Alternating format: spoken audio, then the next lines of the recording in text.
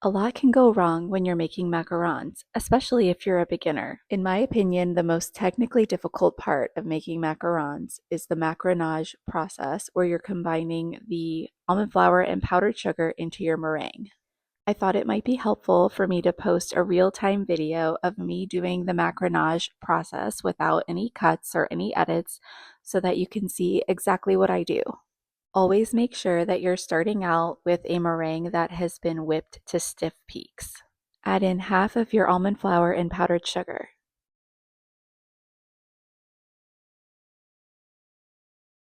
Gently fold the meringue and continue to scrape the bottom of the bowl, folding the meringue over on itself, making sure that you're getting all of those dry ingredients incorporated. You're going to continue this process until you don't see any more of the almond flour and powdered sugar. Make sure that you're being gentle enough that you don't deflate the meringue too much.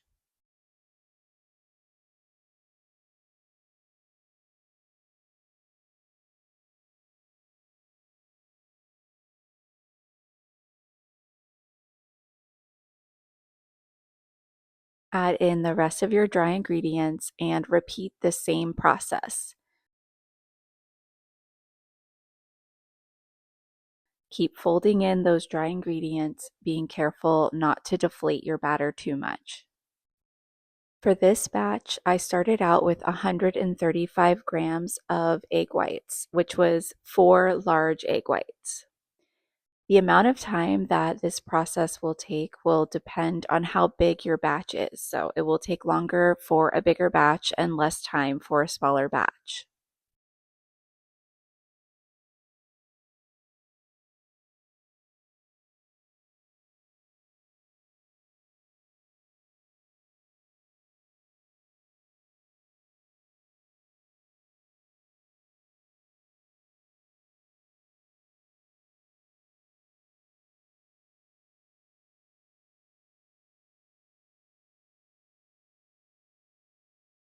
Now that all of those dry ingredients have been incorporated into the meringue, I'm going to scrape off my spatula, and then I'm going to just kind of reincorporate that batter back into the bowl.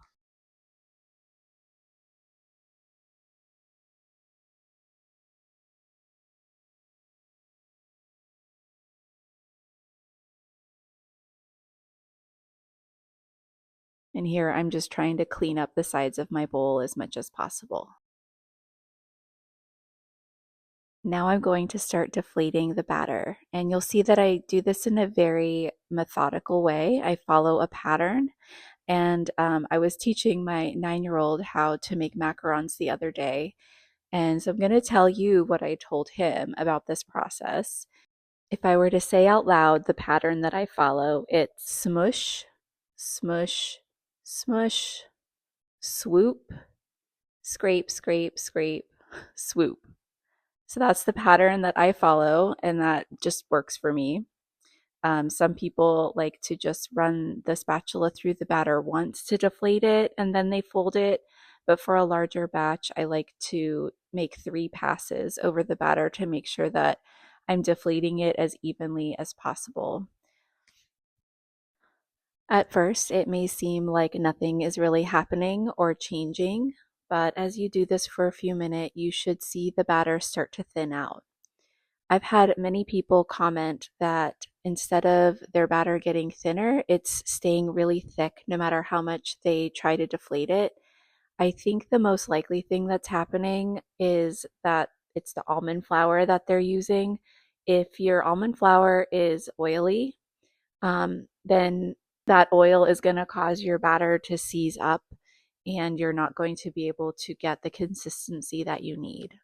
You can try changing brands of almond flour, or you can try drying out your almond flour in the oven before using it. I don't actually know how to do that, but I think you can probably find instructions online. And if you're really struggling to find an almond flour that works for you, then I recommend maybe trying an alternative flour. I have a whole nut-free macaron series, and you could try one of those alternatives just to make sure that that's the issue that you're having.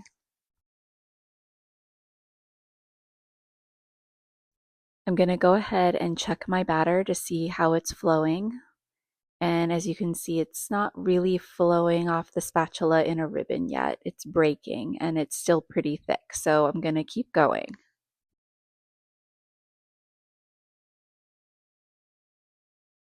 Let me know if there are other parts of the macaron making process that you're struggling with and that you would like tips on, because I can definitely make more videos. So please make suggestions.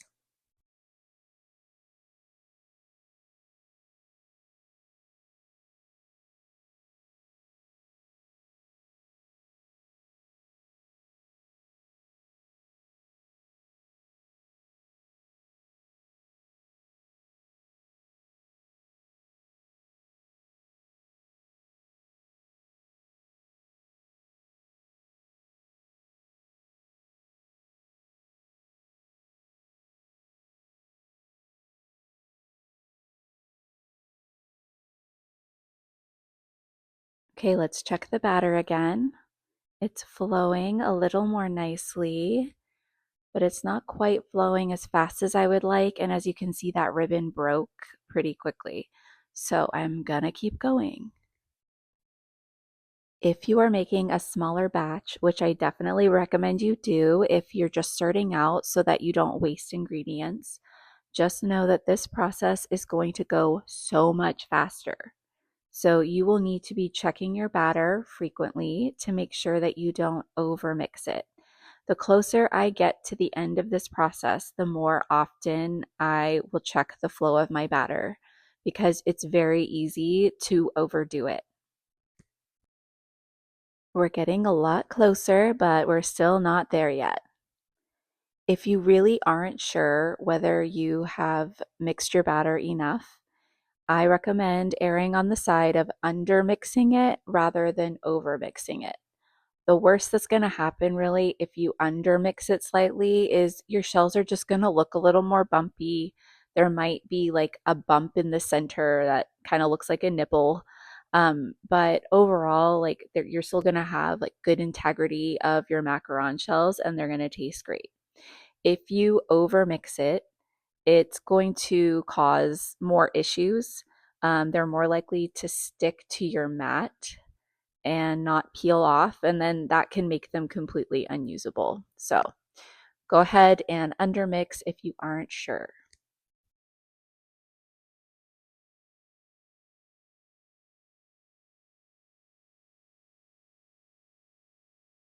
At this point, my batter is very close to being done. So I'm not going to press the batter and deflate it. I'm just going to fold it several times just to make sure that all of the parts of the batter are the same. I don't want some parts to be slightly more deflated than others. This does deflate the batter some. So I do this before the batter is at that perfect ribbon stage, which you can see it is right here. It's flowing off the spatula and the ribbon is nice and thin and it's continuous. It doesn't break. Check out the pinned video on my page for my complete macaron tutorial. I have lots of other tutorials on my page as well. I hope that this is helpful. Let me know if you want more in-depth tutorials like this. I know it was long, but I feel like it's kind of nice to see something in real time rather than just the edited clips, so that you can see if you're really doing this process right. Let me know if you found this helpful. And if you made it to the end of this video, you deserve an award. Bye!